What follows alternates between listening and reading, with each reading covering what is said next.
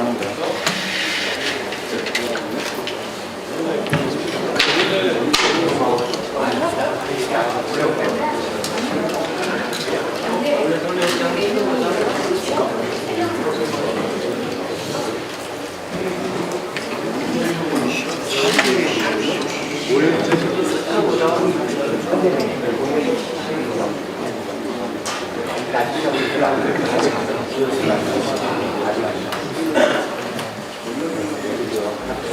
아, 왜 저거 말씀하시는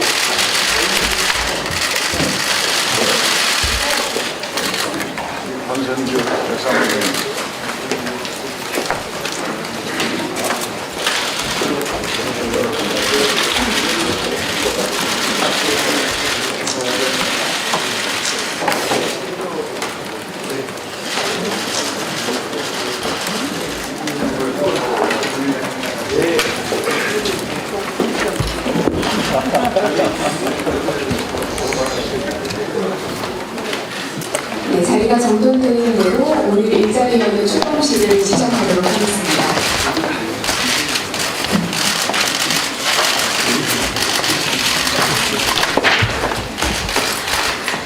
네, 오늘 일자리가 성장이고 복지이다. 더문캠 일자리위원회 출범식 곧 시작할 예정인데요. 오늘 대표님을 비롯해서 앞에 계신 분들 가운데 일어서셔서 포토타임 잠시 가도록 하겠습니다. 네, 함께 손을 잘해주시고요. 손만 잡아주세요. 앞으로 나오실까요? 감사합니다. 됐어. 손만 잡고 약간만 올려주시면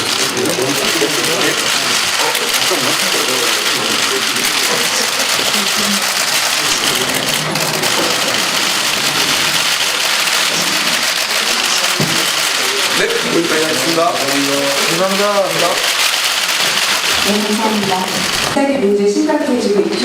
그래서 이 10월에는 대한민국 일자리 위기 극복을 위해서 강력한 일자리 정부를 표방하는 더문캠 일자리위원회 출범식을 시작하도록 하겠습니다.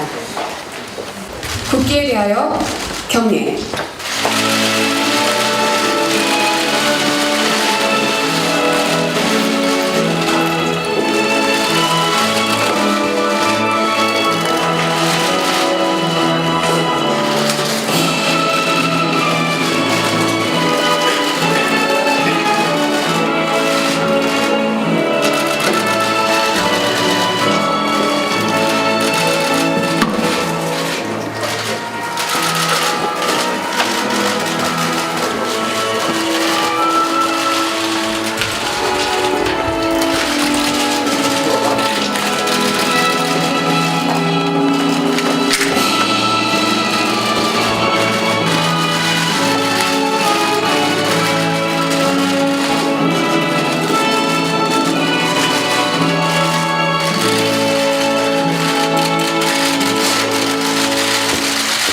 바로 다음은 수목선열 및 호국 영령에 대한 묵념이 있겠습니다.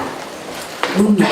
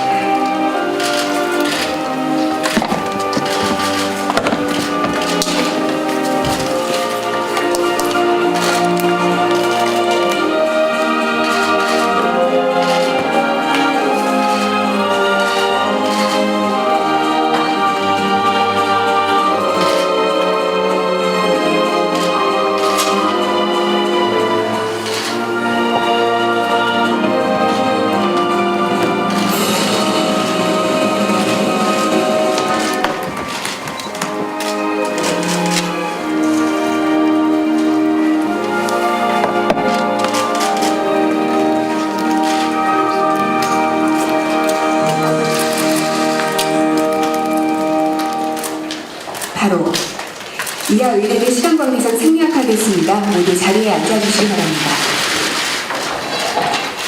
잠시 오늘 출범식의 진행 순서에 대해서 말씀드리겠습니다. 내외빈 소개에 이어서 문재인 전 대표님의 인사 말씀 있겠고요. 이어서는 오늘 공식 행사 의미에 대해서 송영길 총괄본부장께서 설명해 주시겠습니다. 그리고 더문캠 일자리위원회 네 분의 공동위원장님 인사 말씀, 또 김진표 위원장님의 위원회 개요 및 일자리 현안판 설명이 있겠고요. 마지막에 기념 촬영의 순서를 진행하도록 하겠습니다. 자, 그러면 오늘 출범식을 빛내주기 위해서 참석해주신 내외 귀빈 여러분들을 소개해드리겠습니다. 더문캠 공동선대위원장이시죠? 이미경 위원장님 오셨습니다. 네, 그리고 더문캠 정책본부장이십니다. 홍종학 본부장님 오셨습니다. 더문캠 일자리위원회의 핵심 일꾼인 위원장단과 위원분들 소개해드리겠습니다. 먼저 공동위원장단 소개해드리죠. 경제부총리, 교육부총리, 민주당 원내대표를 역임하셨고 아울러 더문캠 선거대책위원회 공동위원장을 겸임하고 계시는 김진표 위원장님을 소개해드리겠습니다. 네, 민주당 원내 부대표 전국 노동위원장을 역임하시고 현재 국회 환노위원장을 맡고 계신 인천 부평을 출신 삼선의 홍영표 위원장님 소개합니다. 미국 전기전자공학회 시니어 회원이자 글로벌 ICT 기업 인텔의 수석 매니저이시고요. 삼성전자 반도체 사업부 최연소 상무 등을 역임하신 더문캠의 귀중한 자산으로 모셔온 영입 인사이십니다. 유흥환 위원장님 소개해드립니다. 끝으로 한국사회적기업중앙협의회 상임대표를 역임하시고 현재 서울시 동부여성발전센터장에 재임 중이신 김인선 위원장님 소개합니다.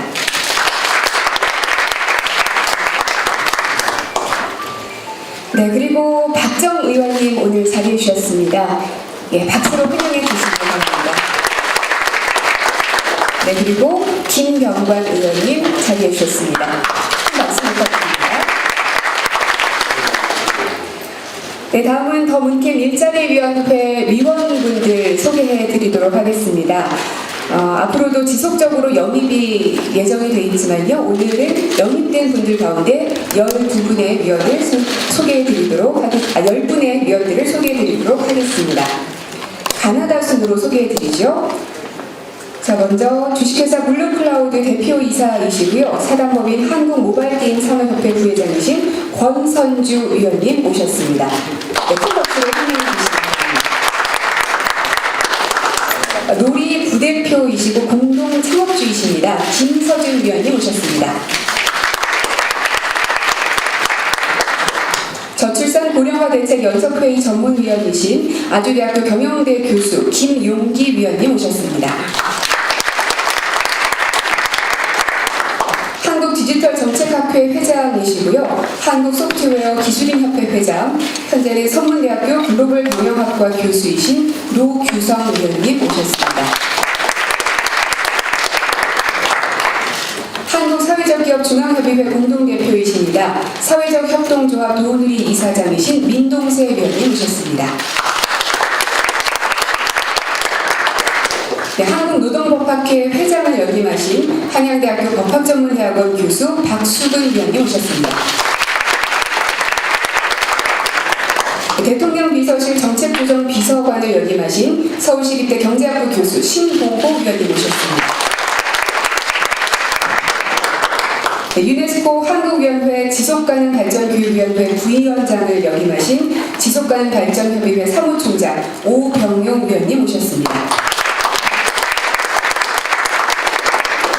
주식회사 SNG 대표이사이시고요. 개성공단 입주협회 회장이신 정기석 위원님 모셨습니다. 네, 그리고 끝으로 LG전자 선임연구원을 역임하셨고요. 주식회사 마이콘 대표이사이신 최혁재 위원님 모셨습니다. 네, 감사합니다. 혹시 늦게 오신 분들 계시면 저희 의원들에게 그 명단을 넘겨주시기 바랍니다. 그럼 중간중간 또 소개를 해드리도록 하겠습니다.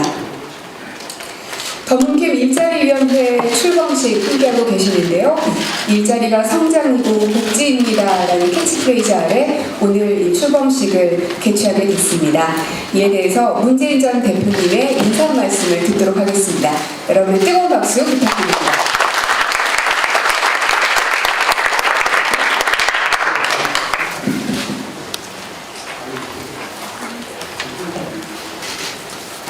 네, 반갑습니다. 오늘 일자리위원회 출범은 우리 경제의 극심한 양극화와 불평등을 일자리를 통해서 해소하는 첫걸음입니다. 일자리가 인생 통합의 시작입니다. 그동안 위원회 출범을 위해서 수고해주신 김진표, 홍영표, 유웅환, 김인선 위원장님께 감사드립니다. 저는 일자리 대통령이 되겠다고 약속드렸습니다. 지난 1월 18일 일자리 정책 발표 후 11차례에 걸쳐서 다양한 일자리 현장을 찾아 많은 기업인과 창업자 그리고 노동자들을 만났습니다. 그분들의 한결같은 바람은 좋은 기업 환경과 창업 환경, 그리고 좋은 일자리였습니다. 저는 오늘 이 자리에서 일자리 혁명을 위한 21세기 한국형 일자리 뉴딜을 제안합니다. 20세기 미국 대통령 루즈벨트는 국가 공공사업으로 일자리를 만드는 뉴딜 정책으로 대공황을 극복하고 미국의 황금 시대를 열었습니다. 지금 우리나라는 일자리 대공황 시대입니다. 일자리 대공황을 파괴할 특별한 대책이 필요합니다. 21세기 한국형 일자리 뉴딜의 시작은 정부 주도 공공부문 일자리 늘리기와 이를 마중물로 한 민간 일자리 늘리기입니다. 정부와 공공부문이 일자리를 위한 최대 고용주가 되겠습니다. 그 방법으로 저는 이미 공공부문 일자리 81만 개를 만들겠다고 말씀드린 바 있습니다. 그중 공무원 일자리는 17만 4천 개입니다. 행정공무원이 아니라 국민을 위해 봉사하는 데 꼭 필요하고 또 현실적으로 턱없이 부족한 안정과 치안, 복지를 위한 중앙과 지방의 공무원 일자리입니다. 나머지는 보육, 의료, 복지 등 공공 서비스로 국민의 편익을 돕는 중앙과 지방의 일자리입니다. 공공 서비스 일자리는 저출산 고령화에 대한 가장 확실한 투자이며 가계 부담을 들어주는 최선의 민생 대책입니다. 소득주도 성장으로 국민 성장을 이루는 길이기도 합니다. 국민 세금을 국민 안정과 국민 일자리를 위해 쓰겠습니다. 공공부문 일자리 81만 개를 만들기 위해서는 5년간 21조 원의 돈이 필요합니다. 어떻게 재원을 조달하느냐 중요한 일입니다. 저는 자신 있습니다. 연간 17조 원이 넘는 기존의 일자리 예산을 개혁하고 몇 년 전과는 15조 원의 정부 예산 중 일부를 더하면 가능합니다. 결코 돈이 없어서 못하는 것이 아닙니다. 예산의 우선순위를 조정하고 반드시 일자리를 늘리겠다는 의지만 있으면 충분히 해낼 수 있습니다. 지속적인 재정 부담을 우려하는 의견도 있습니다. 이것도 크게 걱정하지 않아도 됩니다. 2020년 이후에는 생산 가능 인구와 청년 취업층이 급격하게 줄어들어서 그때는 일자리 부족이 아니라 일할 사람 부족이 문제가 될 것입니다.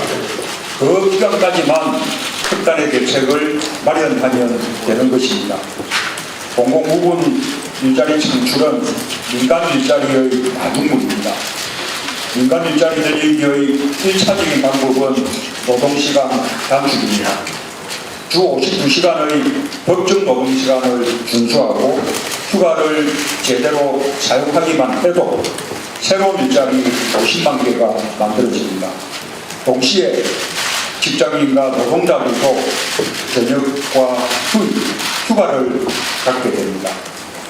지난 10년간 드러난 일자리의 92%는 중소기업과 벤처 창업기업에서 만들어졌습니다. 대한민국을 상속자의 나라가 아닌 창업자의 나라로 만들어졌습니다.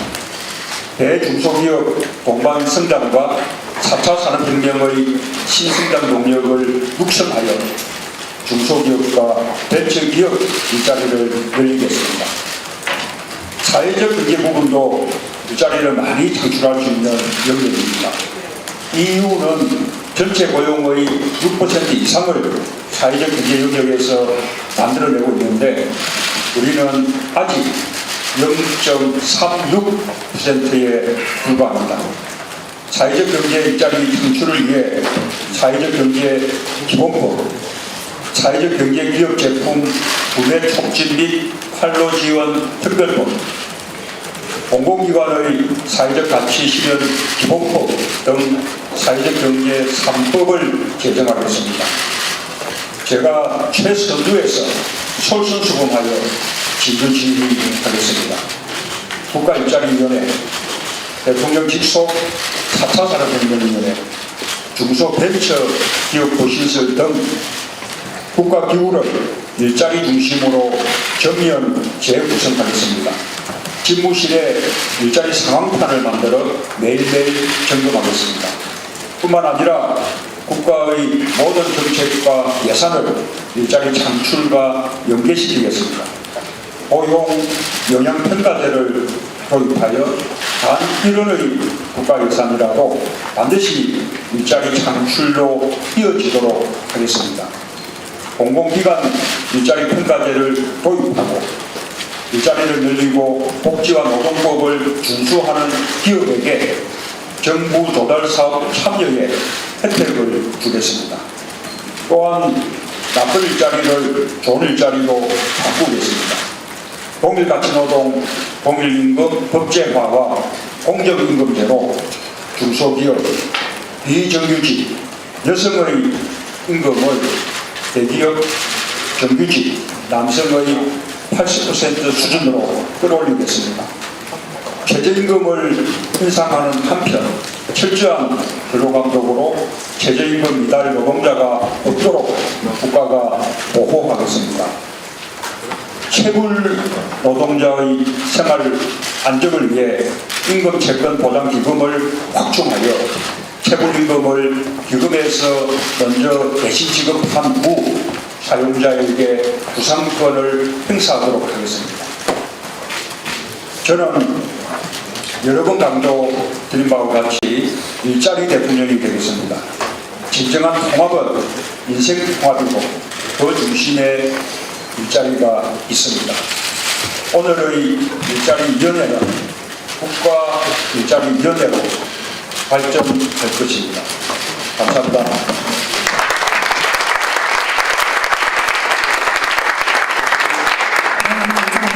현재 대한민국의 일자리 대부황을 타개하는데 더문캠 일자리위원회가 큰 역할을 하기를 믿겠습니다. 자, 다음은 탄핵 이후 더문캠의 첫 공식 행사로서 오늘 일자리위원회가 출범을 하게 된 건데요. 이것이 갖는 의미 중요하다고 할 수 있을 겁니다. 그래서 이에 대해서 송영길 총괄본부장님의 설명이 있겠습니다. 네, 감사합니다. 이렇게 참여해주신 언론 여러분, 그리고 일자리위원회에 참여해주신 각 위원 여러분께 감사를 드리겠습니다.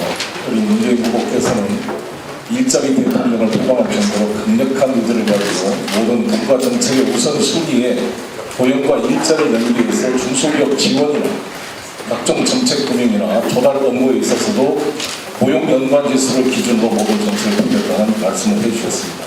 지난번 공공분야 일자리 정책을 발표했습니다만 그렇게 말씀하신 핵심 이유는 현재의 우리나라 산업이 고용 없는 성장을 넘어서 고용을 줄이는 성장까지 나타나고 있습니다. 따라서 공공분야가 긴급 구조의 성격으로 주도하지 않으면 일자리 줄어드는 현상을 차단할 수 없기에 긴급적으로 공공분야가 마중물 역할을 하면서 중심적 선도 역할을 해나가고 있는 것을 한 차례 발표를 했고, 오늘은 그에 이어서 사회적 기업 일자리를 후보님도 말씀하신 것처럼 0.3% 수준의 이것을 OECD 유럽 기준의 한 5, 6% 수준으로 점진적으로 발전시켜 나가서 지금까지 고기경제로 발전했던 각 지방자치단체의 사회적 기업 협동조합, 마을기업 같은 공경제의 모델들을 발전시켜 나가겠다는 것이고, 이것은 저희 참여정부에서 사회적 기업 육성에 관한 법률이 통과된 이후로 후보님께서 직접 이를 뒷받침하는 3법, 사회적 기업을 뒷받치는 3법을 발의하신 바도 있고 이것을 이후로 추진하시겠다는 입장을 밝힌 것입니다. 그리고 또 하나는 이제 벤처 스타트업이 훌륭한 분들이 참여해 주셨는데 상속자의 나라가 아니라 창업자의 나라로 바꾸겠다. 이러한 철학을 가지고 제2의 삼성이 만들어지는 대한민국 생태계를 만들겠다. 이런 강력한 의지를 표명해 주신 것입니다. 그리고 마지막으로 우리 정기섭 개성공단 회장님 와 계십니다만 중소기업이 우리나라 일자리의 핵심이기 때문에 오늘 중소기업을 대표하는 위원장님은 아직 못 모셨습니다만 오현규 우리 인천 1000개가 넘는 기업을 대표하는 비전기업 협의회 회장님 참여해 주셨고 해서 우리 홍영표 위원장님을 중심으로 같이 해서 중소기업 대표를 모셔서 4파트 공공분야의 홍영표 위원장님, 사회적 기업의 김인선 위원장님, 그리고 벤처 분야의 유흥원 위원장님, 중소기업도 모신 다음에 총괄해서 우리 김진표 위원장님을 통해서 이 후보님의 철학이 관철되도록 뒷받침하고 저희 선대본부차원에서 뒷받침해야겠다는 말씀을 드리겠습니다. 감사합니다.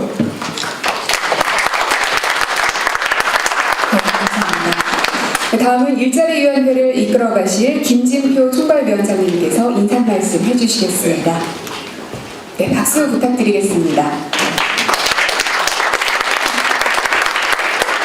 네, 방금 문재인 후보께서 일자리 정부의 일자리 대통령이 되시겠다 이런 약속을 주셨습니다.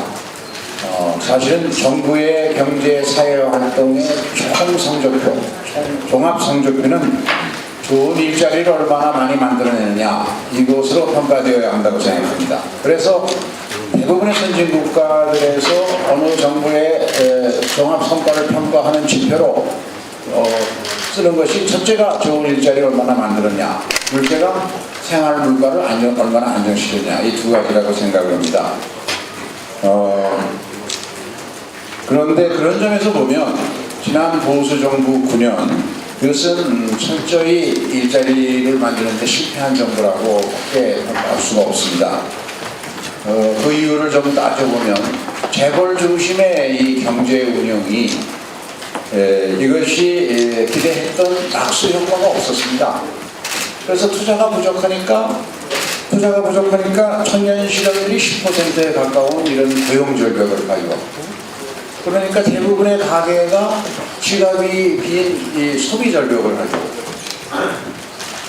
그것이 다시 소비가 안 되니까 투자를 할 수가 없으니까 그것이 다시 일자리 부족을 가져오는 악순환이 계속 반복되고 있습니다. 그래서 남긴 것이 양극화가 점점 심해지고 가계부채가 1300조에 이르는 그런 빚더미 공화국, 그래서 이것이 우리 경제의 큰 위기 징후로 작용하고 있습니다.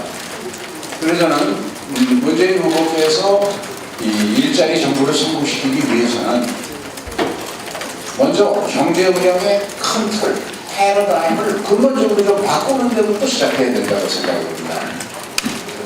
그러기 위해서는 예산, 조세, 금융과 같은 정부의 모든 정책 수단들을 어떻게 하면 좋은 일자리를 많이 만들어낼 수 있느냐, 여기에 초점을 맞춰서 전면적으로 개편해야 돼서 자원 배분의 시스템을 근본적으로 고쳐야 된다. 그리고 이것이 이제 이렇게 돼야만 좋은 일자리를 만들어서 이것이 가계소득을 늘리고, 가계소득이 늘어나면 소비가 늘 것이고, 소비가 늘어나면 자연히 투자가 늘고, 그것은 다시 좋은 일자리를 만들어내는 선순환으로 작용을 할 수 있고, 이것이 바로 문재인 후보가 주장하시는 소득 주도 성장의 근본 아닌가 하는 생각입니다. 이것을 하는데 무엇보다 가장 중요한 것은 일자리의 보호라고 불리워지는 중소기업이 어떻게 하면 대기업과 동반 성장할 수 있도록 만들 것이냐 하는 문제입니다.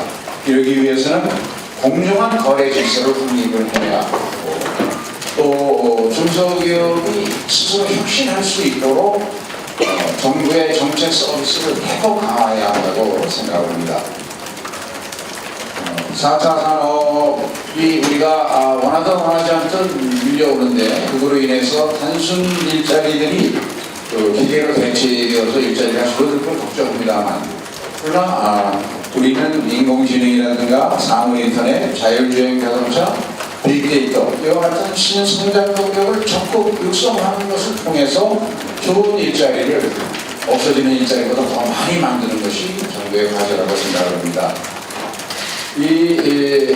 이러한 경제의 성장 과정에서 만들어내는 일자리, 좋은 일자리를 만들기 위해 가장 중요한 정책은 문 후보님 강조하신 것처럼 스타트업을 활성화하는 일이라고 생각합니다.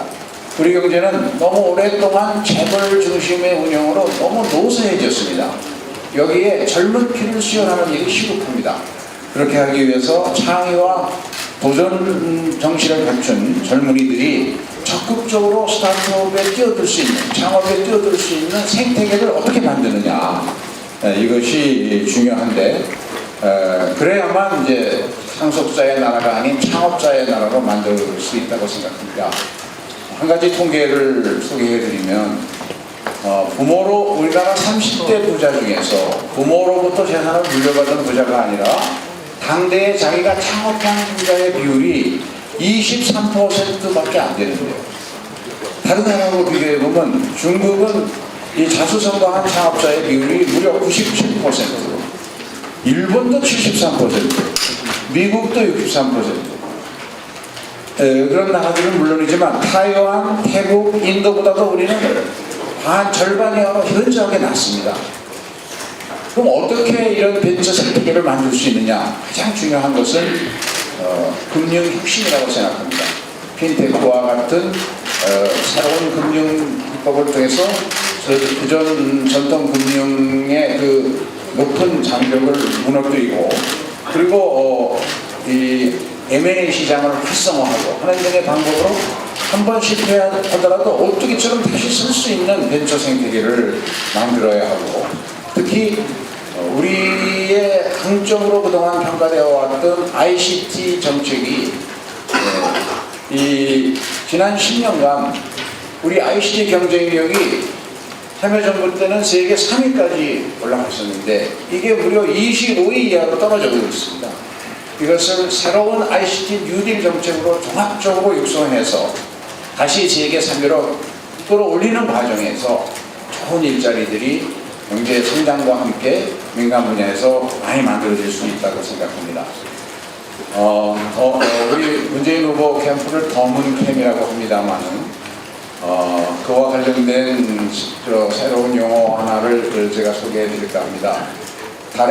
미국에서 달나라 탐사 때 나온 이야기 중에 달에 가려면 망원경만 맨날 보고 있어서 되는 게 아니라 탐사선을 발사하는 사고의 전환이 필요하다. 그런 뜻으로 문샷 띵킹 이런 용어가 많이 돌았습니다만 저는 문 전 대표가 꿈꾸는 일자리 정부가 성공하려면 우리 경제 구석구석에서 새로운 혁신이 분수처럼 분출하는 이런 창의와 활력이 넘치는 경제를 만드는 일 이것과 함께 해야 된다고 생각합니다.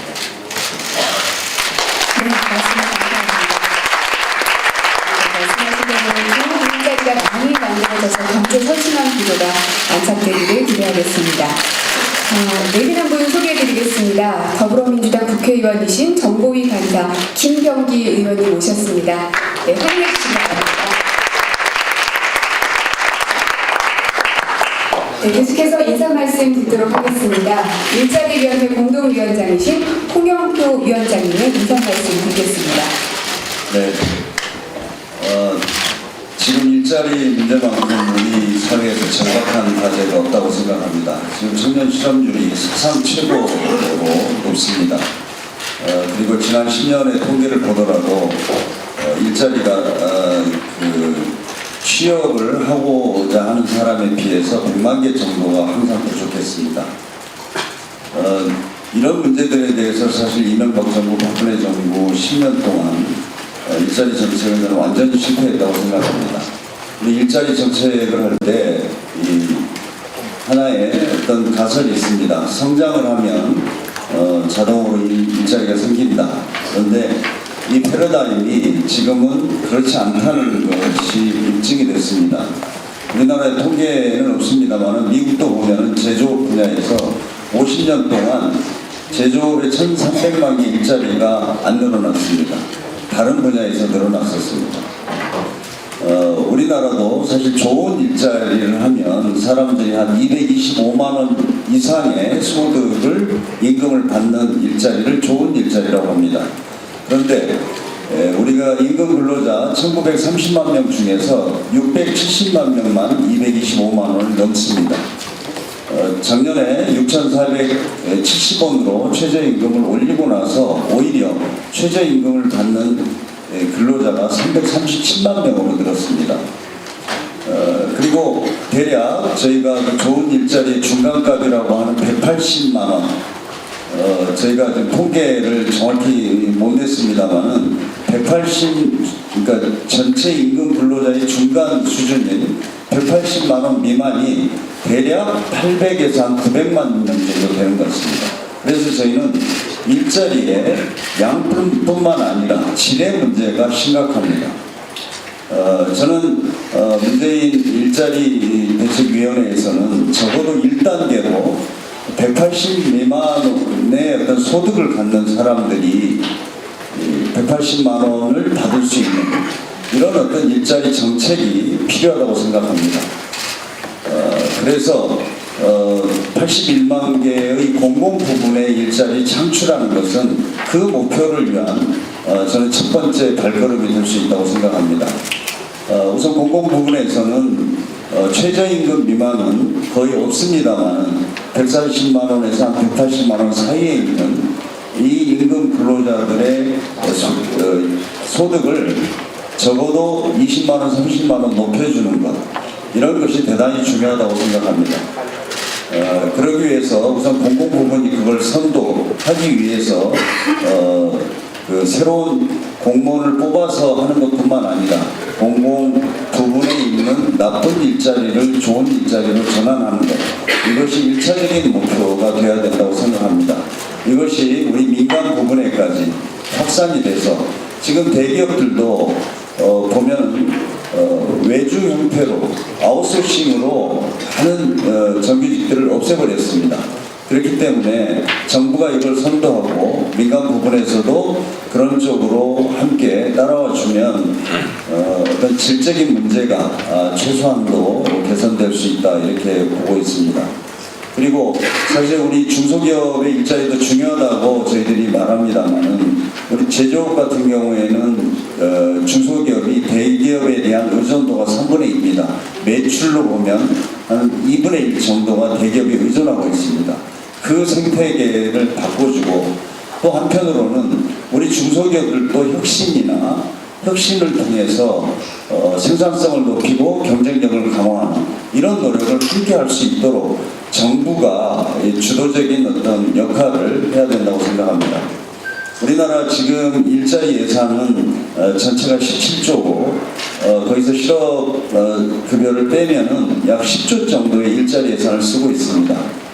지금 문재인 그 일자리위원회에서 약속하고 있는 공공기관의 어떤 일자리 문제 해결을 위해서 저는 지금 현재의 정부 예산만 제대로 써도 많은 문제들이 해결될 수 있다고 생각합니다.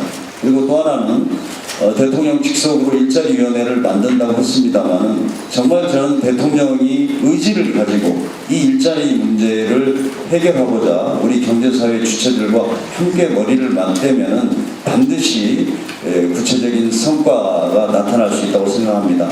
지금 일자리가 없거나 알바 등으로 일하고 있는 우리 청년들이 고용이 안정되고 그래도 적어도 한 180만 원 정도를 받을 수 있는 그런 정책적 목표를 1단계로 수립하고 그 이후에 또 최저임금 10,000원을 실현할 수 있도록 저희들이 정책을 준비하도록 하겠습니다.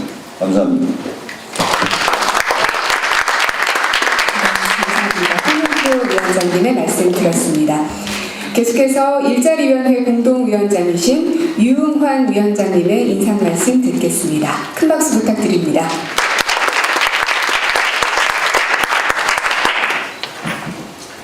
캠프에 합류한 지 2주가 지났습니다.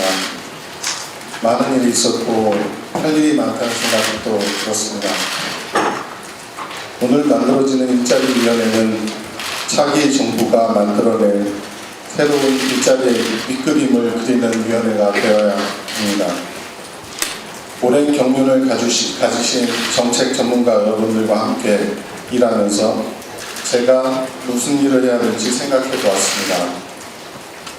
첫째로는 현장에서 일하는 엔지니어와 이 자리에 계신 분들과 같이 만날 수 있는 가교 역할을 해야 된다고 생각합니다.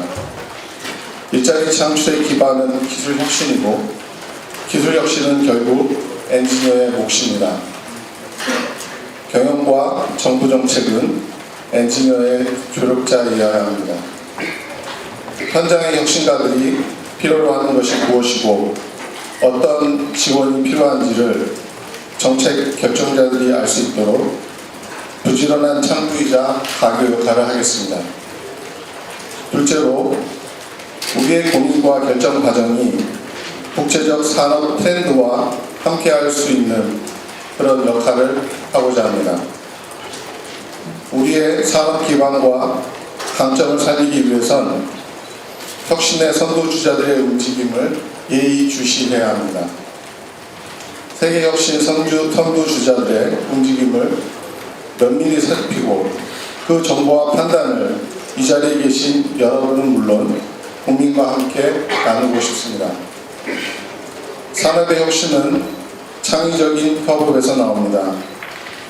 일자리의 창출의 과정 역시 새롭고 창의적인 협업에서 시작될 것이라 믿고 이곳에 모인 여러분들과 함께 새로운 길을 찾겠습니다.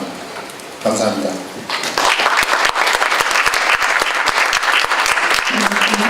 이은환 위원장님의 말씀이셨습니다. 다음은 일자리위원회 공동위원장이신 김인선 위원장님의 인사 말씀 듣겠습니다. 네, 큰 박수 부탁드립니다. 네, 안녕하세요. 방금 소개받은 김인선입니다.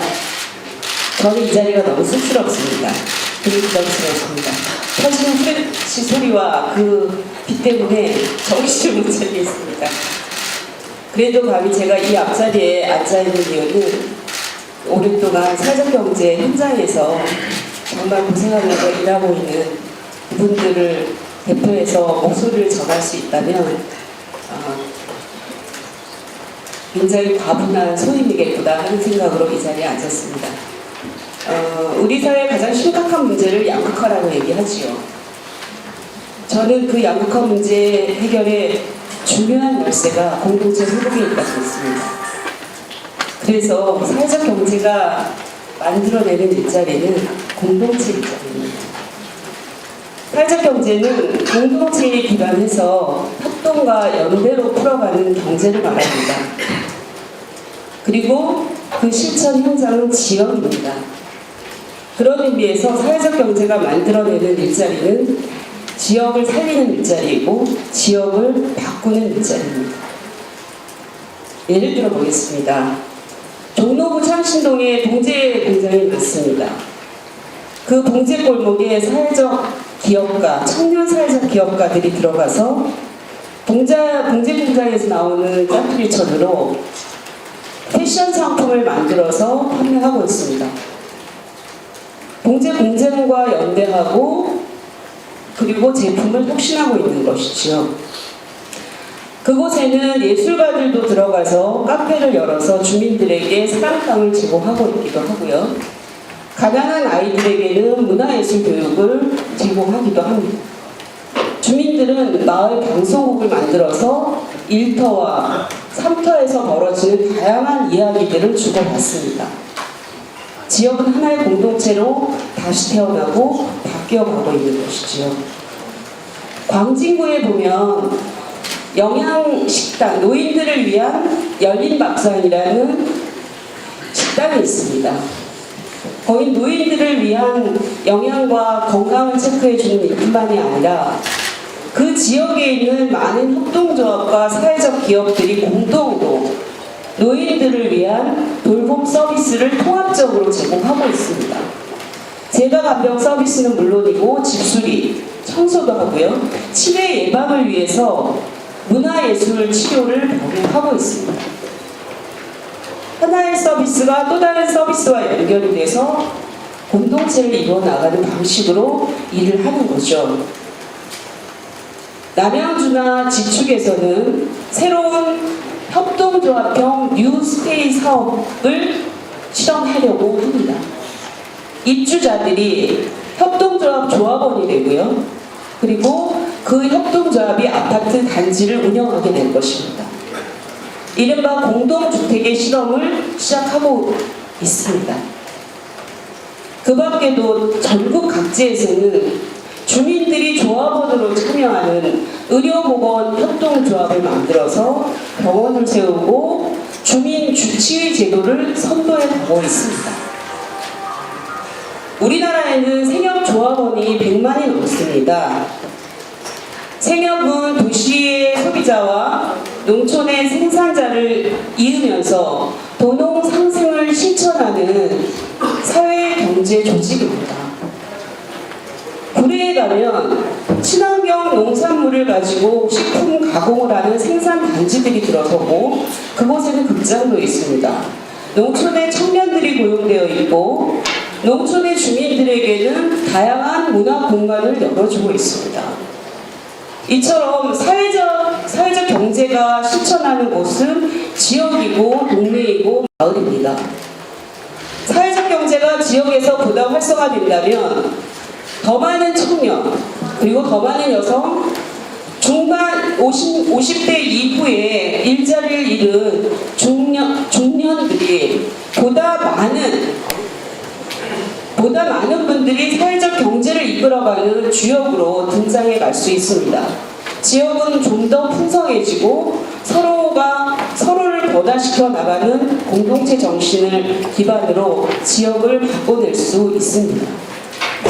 그러나 이 작은 조직 각각은 매우 어려움도 많습니다.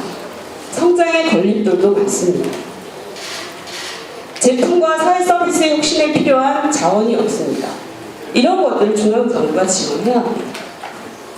시민사회와 지방정부가 협력해서 사회적 경제를 활성화시켜 나갈 수 있도록 뒷받침해야 합니다. 문 후보님이 말씀하신 사회적 경제 기본법을 비롯한 사회적 경제 3법은 바로 지역의 사회적 경제 생태계를 활성화시켜서 지역에 좋은 일자리를 만들고 그리고 사람과 사람을 잇는 역동적인 공동체를 만들어 나가는데 매우 중요한 지렛대 역할을 할 수 있을 거라고 믿습니다. 저도 현장에서 그 일을 함께 하도록 하겠습니다. 고맙습니다.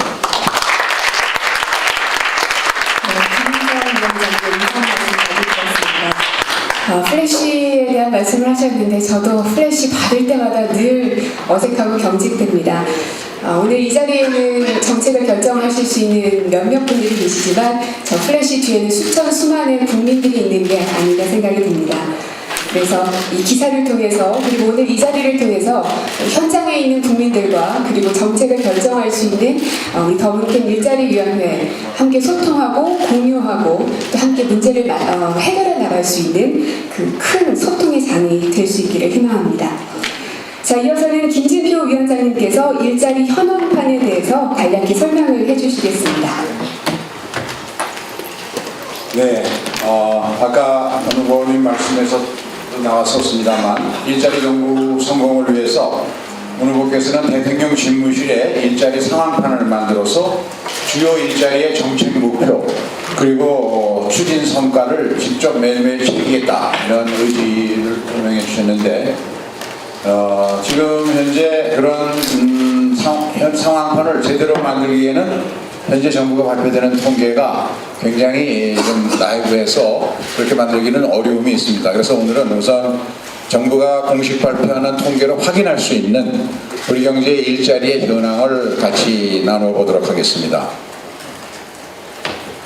현재 경제활동 인구는 초록색이 16년, 청색이 17년이 되겠습니다. 3월달 통계입니다. 경제활동 인구가 2,600만 정도 되고요. 경제활동 참가율은 61%입니다.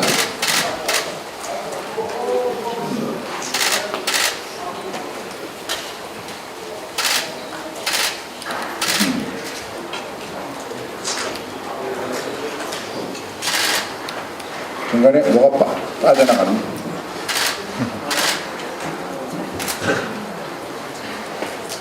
그 앞에 경제활동 인구가 2,600이라고 말씀드렸고 다음 네, 이 중에서 취업자가 2,500만 명인데 이 취업자 2,500만 명에서 자영업자 600만 명을 빼면은 이제 임금 근로자가 나옵니다. 임금 근로자가 그렇게 하면 1,900만이 되는데 그 부분이 빠졌네. 1,900만이 되는데 1,900만 중에서 실업자가 다시 앞으로 돌아가 보세요. 실업자가 101만 명, 실업률이 3.7%가 되겠습니다. 네, 취업자 여기 나오네요. 취업자 2,500만 명 중에서 자영업자 606만 명을 빼면 임금 근로자가 나옵니다. 임금 근로자가 1,962만 명이 되겠습니다. 그 중에 취업자를 제외한 실업자가 103만 3천 명이고 실업률이 3.9%가 되겠습니다. 금년 3월 현재입니다. 이런 것들을 좀 분석해보면 그 중에 청년 실업률이 47만 3천 명으로 실업률이 10.4%, 작년 1년 전보다 3만 8천 명이 늘었습니다. 그리고 청년들이 다만 여기에는 이미 구직 포기자와 같은 사람들을 안 들어가 있어서 그걸 포함한 통계청의 청년 체감 실업률은 무려 22%, 현대경제연구원이 조사한 거로는 34%까지 됩니다. 그리고 임금 근로자 중에서 비정규직의 비율이 660만 명으로 32.8%에 달하고 비정규직의 월 평균 상대 임금은 정규직의 53.5%에 불과한 수준입니다. 정규직을 많이 고용한 상위 10개사를 보면 삼성전자부터 KT에 이르고 있습니다. 그런데 지금까지 보신 이 일자리 현황 통계는 구체적인 정책 목표로 삼기에는 너무 좀 광범위하고 해서 앞으로 노동부 또 국세청, 통계청들과 협의를 해서 이 고용 통계를, 일자리 통계를 좀 더 세분화할 필요가 있을 것 같습니다. 그리고 이 자리에 함께 하신 전문가들과 협의를 해서 이 지표들이 현실을 제대로 반영할 수 있도록 개선하면서 그래야만 우리가 각 일자리 정책의 목표치와 추진 성과를 측정할 수 있으리라고 생각합니다. 여기서 가장 역점을 두어야 하는 것은 임금 수준별로 일자리 숫자를 어떻게 관리해 나갈 것이냐 하는 것입니다. 대개 지금 최저임금이 시급이 6,470만 원을 월급으로 계산하면 146만 원인데 여기에 미달하는 근로자 수를 여러 가지 추계가 있습니다만 대체로 노동부 공식 통계는 337만 명에 달한다고 합니다. 그 다음에 전체 근로자 임금을 전체 일렬로 세워놓고 그 맨 가운데 있는 것을 중위임금이라 그러면 그 중위임금이 그것도 추계가 여러 가지가 있습니다만 한 180만 수준이 된다고 합니다. 그리고 그 중위임금의 125%를 적용한 225만 원의 임금을 대개 우리가 지향하는 좋은 일자리로 평가하게 되면 대체로 앞으로 우리가 관리할 임금 수준별 일자리 통계는 최저임금, 그리고 최저임금과 중위임금, 그리고 중위임금과 또 좋은 임금, 좋은 일자리 이 기준으로 나눠서 네 그룹으로 관리해서 좋은 일자리로 많이 끌어올리는 그런 일자리 정책의 추진 성과를 매일 체크하고 독려하는 그런 방법으로 이 상황판이 운영되도록 하겠습니다. 네, 감사합니다. 큰 박수 부탁드립니다. 네, 여러분도 이제 표를 보셔서 아시겠지만 일자리 문제 심각한 지경까지 이르렀는데요. 이것을 극복하기 위해서는 더욱 강력한 일자리 정부가 반드시 필요할 겁니다. 그 중심에 더 문캠 일자리위원회가 함께 할 겁니다. 자, 그럼 오늘 출범식 폐회에 앞서서 참석해주신 여러분들, 또 내외 귀빈 여러분들 앞으로 나오시면 함께 사진 촬영하도록 하겠습니다. 네, 귀빈 여러분들 무대 앞으로 나와주시기 바랍니다. 우리 위원님들도 앞으로 나와주시고요. 잠시 사진 촬영 있겠습니다.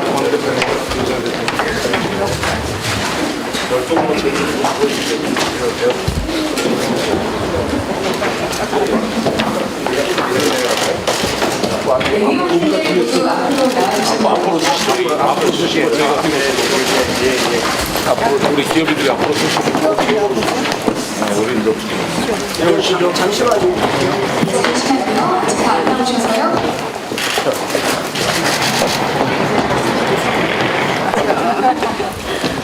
김병만 의원님 빨리 오세요. 우리 박정우 의원님 오세요. 김병기 의원님도 오세요. 우리 의원님들도 자리해 주시기 바랍니다.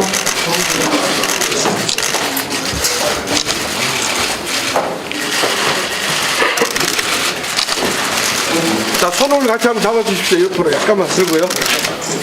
약간만 들어주시면 잡아요. 네, 뭐 저희 먹잖아.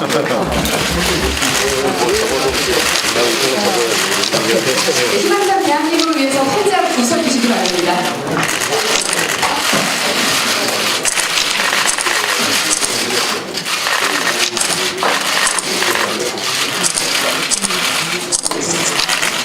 우리 파이팅 한번 봅시다. 일자리 파이팅 한번 하자. 일자리. 네, 파이팅 한번 할까요? 우리 일자리 대통령 파이팅! 파이팅! 선물 다 드리시죠. 일자리 대통령 파이팅! 네, 감사합니다. 서로 제 좋은 말씀도 들어야 되는데.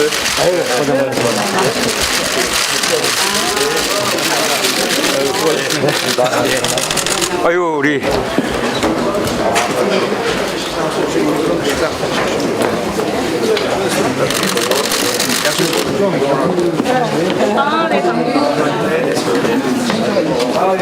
그리고 오늘 함께해 주신 일자리위원회 위원장님들과 위원장님들 전체적인 노래를 했습니다. 하루 종일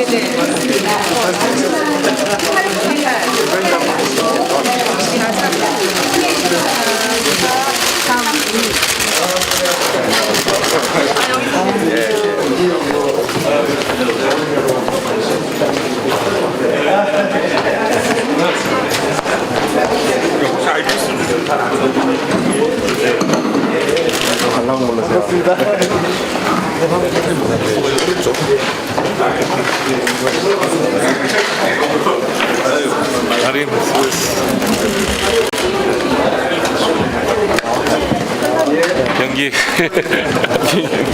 고맙습니다. 어제 대통령 사저로 가시면서 메시지를 발표하셨는데 진실은 언젠가 밝혀질 것이다 시간이 가면 이런 내용의 메시지였습니다. 어제 그거 보시면서 어떤 생각하셨나요? 박근혜 대통령이 경제 결정에 국민과 국민에 대한 노동이라고 생각합니다. 사죄하고 승복하는 모습으로 국민들의 갈등과 상처를 치유하는데 함께 해주는 것이 박근혜 대통령에게 남은 마지막 도리라고 생각합니다. 손혜원 의원이 팟캐스트에 출연해서 한 발언이 좀 논란이 돼서 홍보위원장 사퇴를 하셨는데 그건 어떻게 생각하세요? 네, 대단히 부적절한 발언입니다. 그래서 어제 밤중으로 본인으로 하여금 사과하게 하고 또 사퇴하게 해서 지속하게 책임을 물었습니다. 오늘 이재명 시장이 박근혜, 이재용 등 국정농단 세력에 대해서 사면 불가 방식을 공동으로 선언하자 이렇게 제안을 했는데요. 거기에 대해서 좀 어떻게 판단하시나요? 네, 박근혜 대통령을 비롯한 국정농단 세력에 대해서 국가 원칙에 따라서 엄중하게 책임을 물어야 한다라는 데 대해서는 온 국민들의 마음이 같을 것이라고 생각합니다. 그러나 지금 대선 주자들이 불구속을 말한다거나 또는 사면 여부를 말한다거나 하는 것은 조금 이르다고 생각합니다. 대통령 오늘 발표하신 그 일자리위원회가 만약에 집권하신다면 대통령 직속 일자리위원회로 곧장 연결되는지 궁금하고요. 위원장 및 인선이 어떻게 되는지 그거 설명 부탁드립니다. 네, 저는 일자리 대통령이 약속되겠다고 약속드리고 또 일자리 만들기를 진두지휘하기 위해서 대통령 집무실에 일자리 상황판을 설치하겠다고 그렇게 약속드렸습니다. 그와 함께 대통령 직속으로 국가일자리위원회를 만들겠다는 약속도 드렸습니다. 오늘 일자리위원회는 우리 캠프의 일자리위원회입니다. 앞으로 우리가 정권교체에 성공한다면 그때는 지금의 일자리보다는 훨씬 더 확대된 또 새로운 진동으로 국가일자리위원회를 구성할 것입니다. 대선 일정 같은 경우도 경선 일정도 확정이 됐는데 이제 그동안에는 탄핵에 좀 집중하겠다고 하셨는데 대선에도 하셨지만 이제는 탄핵이 끝났으니까 본격적으로 이 대선에 이제 뛰어든다고 봐야 될 것 같은데 좀 앞으로의 계획이나 좀 어떻게 하실 겁니까? 네, 이제부터 본격적으로 경선 레이스가 시작이 되고 또 곧바로 또 본선이 다가옵니다. 저는 이기는 것도 중요하지만 인수위가 없는 정권 교체이기 때문에 이 제대로 준비된 그런 면모를 보이는 것이 중요하다고 생각합니다. 이기는 것 못지않게 그 국정을 제대로 감당할 수 있도록 준비를 갖춰 나가는데 어떤 역점을 두겠습니다. 현재 영입이 대규모로 이루어지다 보니까 공사들 발언이 문제가 되는데 한 달 새 대통령이라면 누구에게나 단점이 있다고 생각합니다.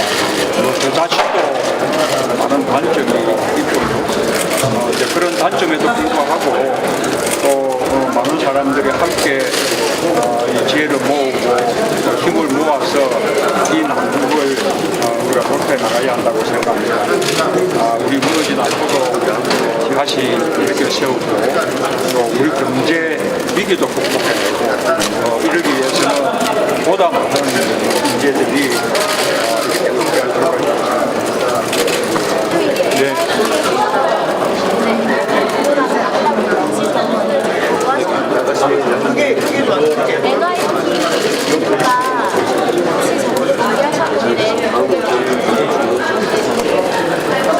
부모님의 책에 이렇게 나오는 내용이에요. 그래서 사실상 문하고 관광보다 이렇게 얘기가 나왔는데요. 그거에 대해서 인정하시는 정말 정정보도나 이런 거 인정하시는 아닙니다. 제가 그 기자와 인터뷰에서 직접 말하진 않았지만 제가 대한민국이 묻는다라는 책에서 그런 표현을 쓴 바가 있습니다. 확인해 주시면 좋겠는데 맞아요. 저도 친미이지만 그렇다고 무조건 미국에게 예스만 이렇게 할 수는 없는 것이다. 우리도 우리 국익성 필요하면 노도 할 수 있어야 된다라고 말씀을 드린 것이고요. 지금 트럼프 정부가 자국이 우선주의를 내세우면서 우리 한미 FTA에 대해서 협상을 요구할 것이다. 또 한미 분담 정액을 요구할 것이다. 이렇게 미국 측에서 이야기들을 하고 있습니다. 그렇게 요구해올 때 우리도 우리의 국익을 그렇게 당당하게 내세우면서 꾸리지 않는 협상을 해야 한다고 생각합니다. 미국의 요구에 대해서도 아닌 것은 아니라고 말해주셔야 합니다. 우리와 미국은 대단히 중요한 그런 동맹 관계에 있지만 그러나 국가 이익이 우선되는 이 냉혹한 국제 정치 현실 속에서 동맹국의 이익과 우리의 이익이 항상 일치하는 것은 아닙니다. 크게는 함께하더라도 또 우리의 국익을 지켜내야 할 때는 지켜내는 그런 당당한 모습이 필요하다는 것입니다. 네, 감사합니다.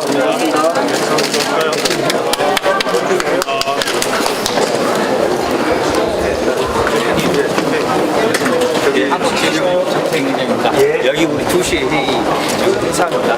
우리 서울협의회 회장 위원 최명아, 승등 이만에 같이 가요. 서울협의회 회장. 저희는 오늘 2시에 여기서 행사합니다. 저희 한국지식신문협회 회원들이 다 성원합니다. 연승하십시오. 고맙습니다.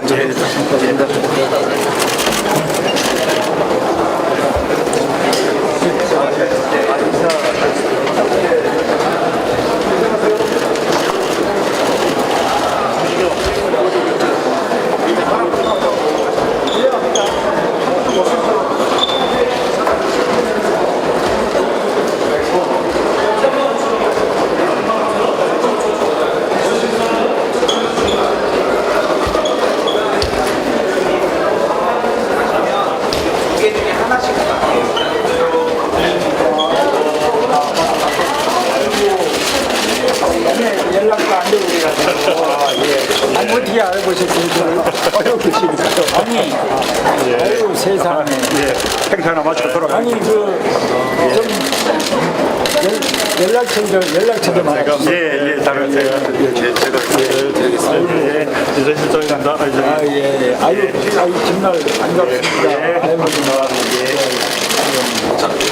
아유 그나저나 저기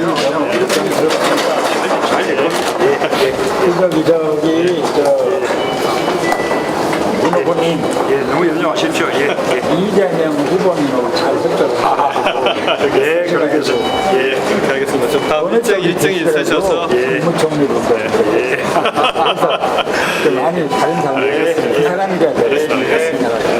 알겠습니다.